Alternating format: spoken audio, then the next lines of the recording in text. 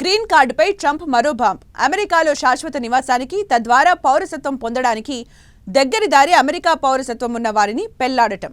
Green card కోసం విదేశీయులు, ముఖ్యంగా భారతీయులు అమెరికా పౌరురాలిని వివాహం చేసుకోవడానికి ఆసక్తి చూపిస్తుంటారు. అమెరికాలో నివసిస్తున్న వలసదారుల అంతిమ లక్ష్యం గ్రీన్ కార్డు సాధించడమే. అయితే గ్రీన్ కార్డు కలిగిన వారు అమెరికా గడ్డపై జన్మించిన పౌరులతో సమానం కాదు. అయినప్పటికీ పౌరులతో సమానంగా చాలా వరకు హక్కులు లభిస్తాయి. తర్వాత అమెరికా పౌరసత్వం పొందడానికి అవకాశం ఉంటుంది. ఈ కార్డుకు డిమాండ్ పెరగడానికి ఇదే అసలైన కారణం.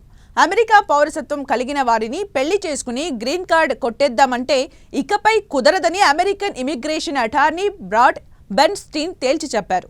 ఇలాంటి పెళ్లితో గ్రీన్ కార్డు రావడానికి guarantee. US citizenship immigration services నిబంధనల ప్రకారం అమెరికా సిటిజన్ను వివాహం చేసుకుని జీవిత భాగస్వామిగా మారిన విదేశీ వ్యక్తిని అమెరికా సిటిజన్ తక్షణ బంధువుగా పరిగణిస్తారు. అమెరికా పౌరుడు లేదా పౌరురాలి భార్య లేదా భర్తకు గ్రీన్ కార్డు కోసం దరఖాస్తు చేసుకునే అర్హత చట్ట ప్రకారం లభిస్తుంది. అమెరికా సిటిజన్ను వివాహం చేసుకుంటే గ్రీన్ కార్డ్ వచ్చేసినట్లే అని భావించొద్దని, ఆ అవకాశం ఉండదని బెర్న్స్టీన్ తెలియజేశారు. గ్రీన్ కార్డు పొందాలంటే అమెరికా సిటిజన్తో పెళ్లి ఒక్కటే సరిపోదని చెప్పారు.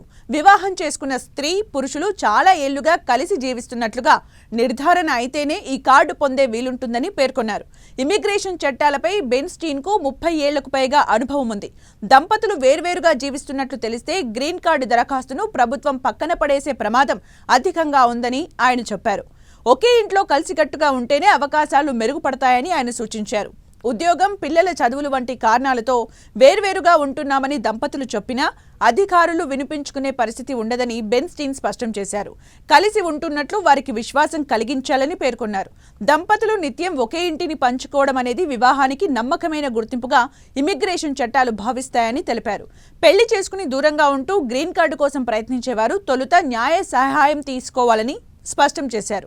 అమెరికా వీసాలు, గ్రీన్ కార్డుల కోసమే అమెరికా సిటిజన్ను పెళ్లి చేసుకుంటున్నట్లు తేలితే కఠిన శిక్షలుంటాయని హెచ్చరించారు. డొనాల్డ్ ట్రంప్ పాలనలో వివాహం ఆధారిత గ్రీన్ కార్డు దరఖాస్తుల్ని మరింత నిశితంగా పరిశీలిస్తున్నారు. ఆ వివాహం అసలైనదేనా, దురుద్దేశం ఏదైనా ఉందా అని తనిఖీ చేస్తున్నారు. కేవలం కాగితాలపై జరిగిన పెళ్లి అని తేలితే దరఖాస్తుల్ని తిరస్కరిస్తున్నారు.